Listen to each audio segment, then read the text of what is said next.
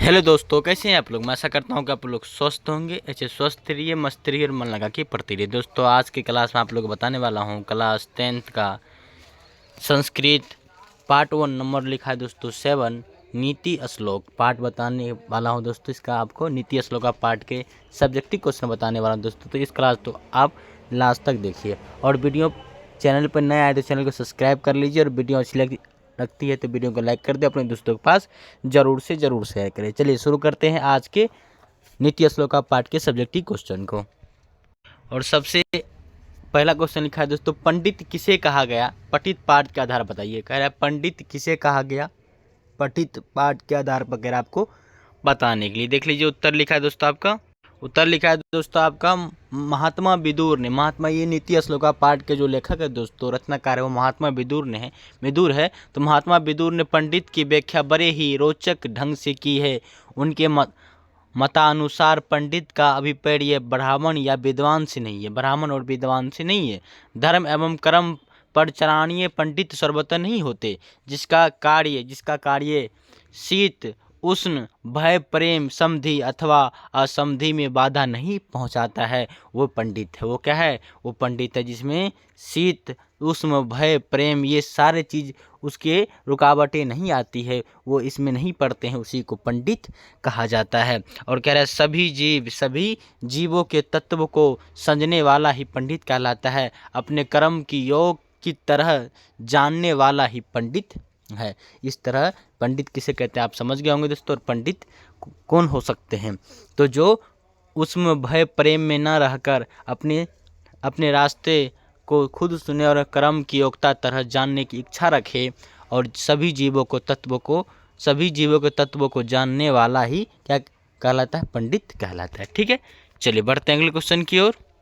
उसके बाद लिखा है तो नीच मनुष्य कौन है, पठित पाठ के आधार पर लिखे। कह रहा है नीच मनुष्य कौन है, उत्तर लिखा है दोस्तों नीच मनुष्य का अभिप्राय निम्न जाति में जन्म लेने वाले से नहीं है। कह रहा है नीच जाति का तात्पर्य मतलब ये नहीं है कि नीच जाति में जन्म लेने वाला, सत्य और असत्य कर्मों में संलग्न होने वाला मनुष्य भी नीच की श्रेणी में नहीं आता। और बोला सत्य और असत्य कर्मों में क्या करने वाला मनुष्य भी नीच श्रेणी में नहीं आता। जो बिना बुलाए किसी भी सभा में प्रवेश करता है। मान लीजिए एक सभा हो रहा है, एक भोज हो रहा है, आपको उसमें निमंत्रण नहीं है, आपको दावत नहीं है, आपको सभा में नहीं बुलाया और खुद स्वयं चले जाते हैं, तो इसी को नीच कहा जाता है। क्या कहा जाता है, इसको नीच कहा जाता है। जो नीति श्लोक का पाठ में नीच किसको बताया गया है, जो बिना बुलाए किसी भी सभा में प्रवेश करते हैं, चले जाते हैं, उसी को नीच नीति श्लोक का पाठ में कहा गया है। ना कि नीच जाति में पैदा लेने वाले को कहा गया है और ना ही सत्य और असत कर्मों में संलग्न लेने वाले को कहा गया है। नीति श्लोक का पाठ में महात्मा विदुर जी ने कहा है कि जो किसी भी सभा में बिना बुलाए जाते हैं उसी को नीच की संज्ञा दी जाती है। जो बिना बुलाए किसी भी सभा में प्रवेश करते हैं, बिना पूछे बहुत बोलता है, बिना पूछे उस सभा में उससे कोई सवाल भी नहीं किया और अपने खुद बोलता है, और ना विश्वास करने पर भी बहुत विश्वास करता है, जिस पर विश्वास नहीं करने का उस पर विश्वास करता है, ऐसे पुरुष को ही नीच श्रेणी में रखा जाता है। जो व्यक्ति विश्वास करने लायक नहीं उस पर विश्वास करता है, बिना पूछे बहुत बोलता है और किसी सभा में बिना बुलाए जाता है, तो उसी को नीच कहा जाता है। क्या कहा जाता है, नीच। ठीक है, चलिए समझोगे। उसके बाद देख लीजिए तो आपको क्या लिखा है, नीति श्लोक का पाठ के आधार पर 5 वाक्यों में उत्तर दे। कह रहे नीति श्लोक का पाठ को 5 वाक्यों में उत्तर देख लीजिए। उत्तर लिखा है दोस्तों आपका, इस पाठ में व्यास रचित महाभारत के उद्योग पर्व के अंतर्गत 8 अध्याय की प्रसिद्ध विदुर नीति से संकलित 10 श्लोक है। महाभारत युद्ध के प्रारंभ में धृतराष्ट्र ने अपनी चित्त शांति के लिए विदुर से प्रश्न किया था। विदुर ने उन्हें स्वार्थपरक नीति त्याग कर राजनीतिक के सस्तव प्रावधारिक उपदेश दिए थे। उन्हें विदुर नीति कहते हैं। इन्हीं श्लोकों में विदुर के अमूल्य उपदेश भरे हुए हैं। ठीक है, चलिए बढ़ते हैं अगले क्वेश्चन की ओर। उसके बाद लिखा है तो नीति श्लोक का पाठ के आधार पर स्त्रियों को क्या विशेषता है? नीति श्लोक का पाठ के आधार पर स्त्रियों की क्या विशेषता है? उत्तर लिखा है स्त्री घर की लक्ष्मी है। स्त्री क्या है? घर की लक्ष्मी होती है। ये पूजनीय तथा महाभाग्यशाली है। ये पुण्यमय और घर को प्रकाशित करने वाली कही गई है।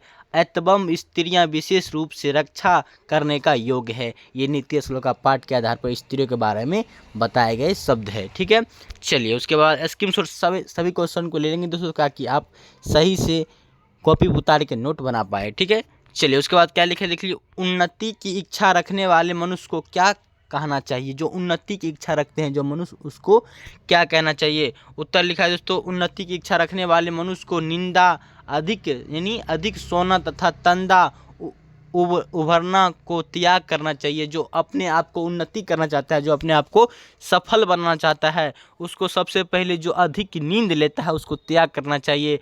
और तंदा मतलब औगना को ये भी त्याग करना चाहिए अपने शरीर से। इतना ही नहीं, भय क्रोध, भय भी, डर जो लगता है उसको भी अपने शरीर से त्याग करना चाहिए। क्रोध मतलब गुस्सा जो आता है, इसको भी अपने शरीर से त्याग करना चाहिए।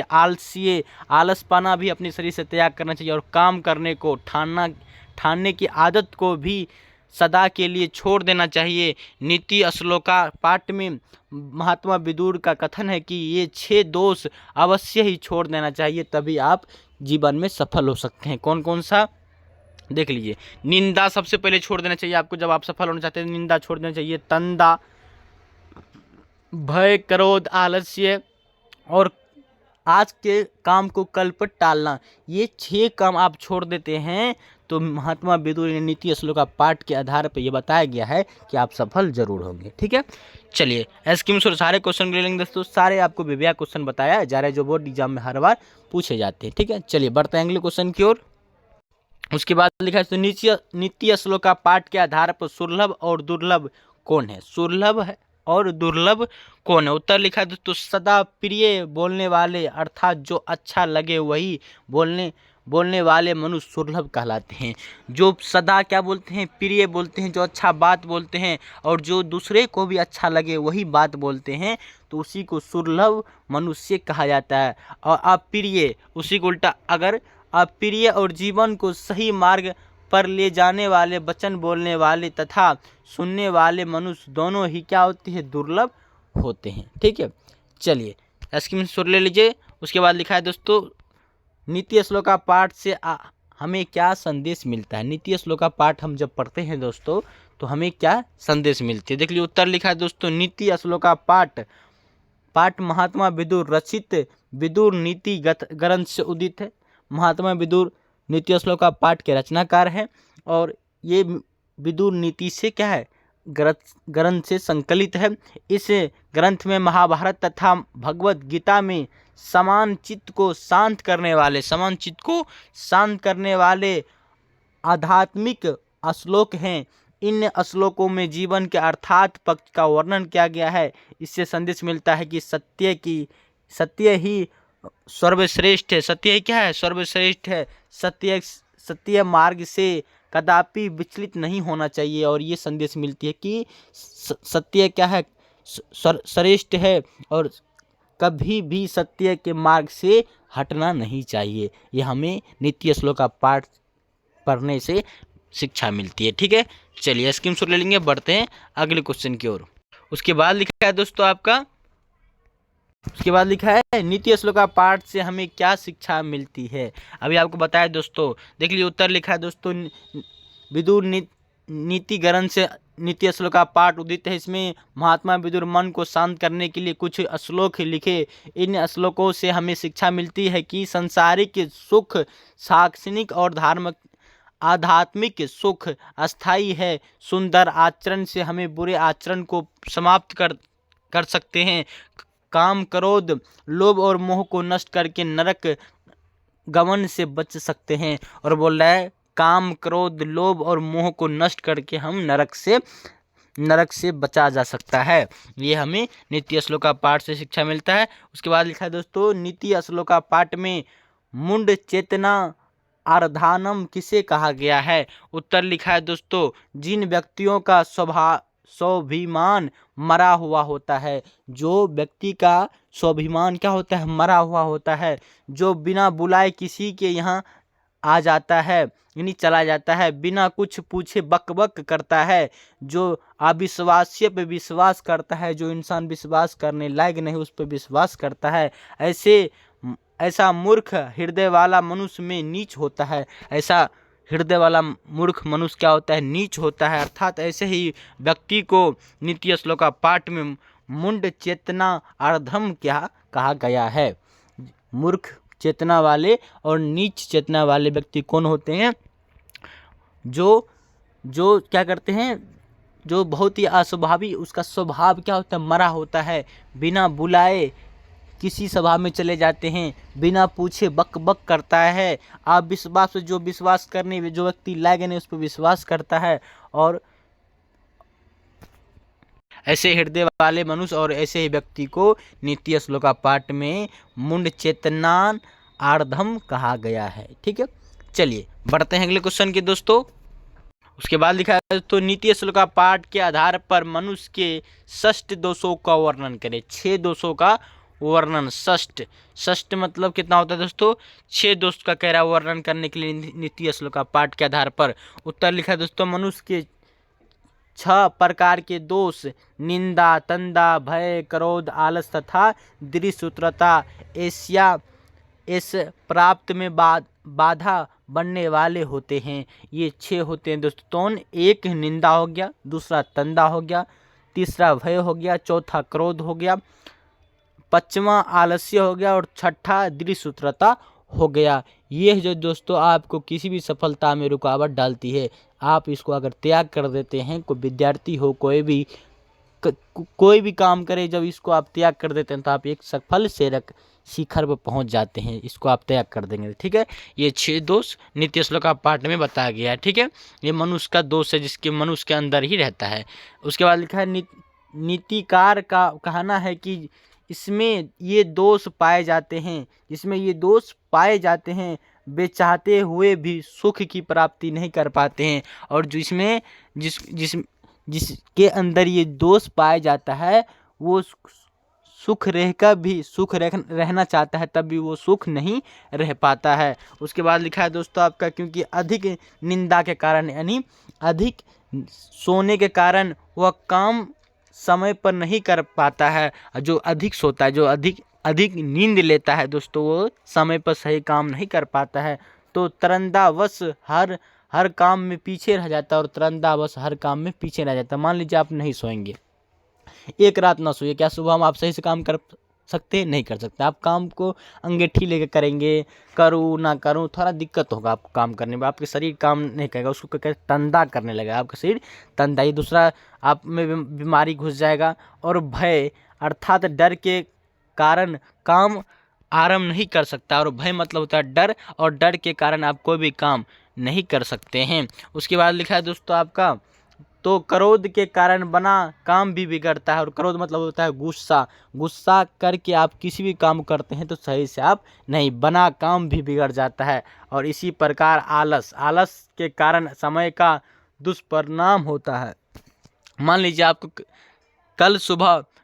कल रात में आप सोते हैं और कल सुबह आपको 9 बजे काम पे जाना है या पढ़ने जाना है, आप आलस करते हैं, ठंड है या आप नहीं उठ पाते हैं, यही आपके अंदर आलस है और समय को क्या करता है? बर्बाद करता है। 9 से 10 हो जाता है, 12 हो जाता है और समय आपका निकल जाता है। ये आलस भी आपको ये सफलता की राहों में रुकावट डालता है। उसके बाद तो द्विसूत्रता अथवा काम को कल पर छोड़ने के कारण काम का बोझ बढ़ जाता है। और द्विसूत्रता मतलब होता है आज काम जो करना है वो कहते हैं चलो कल करेंगे, कल पढ़ेंगे। यही तो है दोस्तों द्विसूत्रता, जो क्या करते हैं कल पर छोड़ देने से काम क्या होते हैं और बढ़ जाता है, काम क्या करता है और बढ़ जाता है। और फलतः वो जीवन के हर क्षेत्र में पीछे रह जाता है। और जितने भी ये काम करता है दोस्तों, ये 6 दोष जिस मनुष्य के अंदर होता है वो जीवन के हर क्षेत्र में क्या होते हैं? पीछे रह जाते हैं। ये क्वेश्चन आपको इसलिए समझा रहे हैं ताकि ये हर व्यक्ति को ये चैप्टर पढ़ना चाहिए। और ये क्वेश्चन की आंसर अगर आपको मालूम हो दोस्तों सभी को आप बता सकते हैं कि आप कोई भी कभी सफलता हो सकते हैं। जब ये 6 दोष आपके अंदर रहेगा तब आप सफलता नहीं प्राप्त कर सकते हैं। जब आप ये 6 दोष को छोड़ देते हैं तभी आप किसी भी शिखर पर पहुंच सकते हैं। ठीक है, चलिए अब हम ऐसा करता हूं कि सारी क्वेश्चन को आप समझेंगे दोस्तों। 1 से लेकर आपको 10 तक क्वेश्चन बताए, 1 से लेकर 10 तक क्वेश्चन बताए दोस्तों। सारे विभाग क्वेश्चन दोस्तों स्क्रीनशॉट लेकर आप कॉपी पर उतार के सही से नोट बना के याद करने की कोशिश कीजिएगा, जो हर बार बोर्ड परीक्षा में ये सारे क्वेश्चन पूछे जाते हैं। ठीक है, चलिए अभी तक आप चैनल पर नए हैं तो चैनल को सब्सक्राइब कर लेंगे, और वीडियो आपके लिए थोड़ा भी यूजफुल बना हो तो वीडियो को क्या करेंगे, लाइक कर देंगे, अपने दोस्तों के पास ज़रूर से ज़रूर शेयर करेंगे। चलिए आज के लिए इतना ही, मिलते हैं अगली वीडियो के साथ, अगले सोच के साथ। तब तक के लिए जय हिंद दोस्तों, जय हिंद।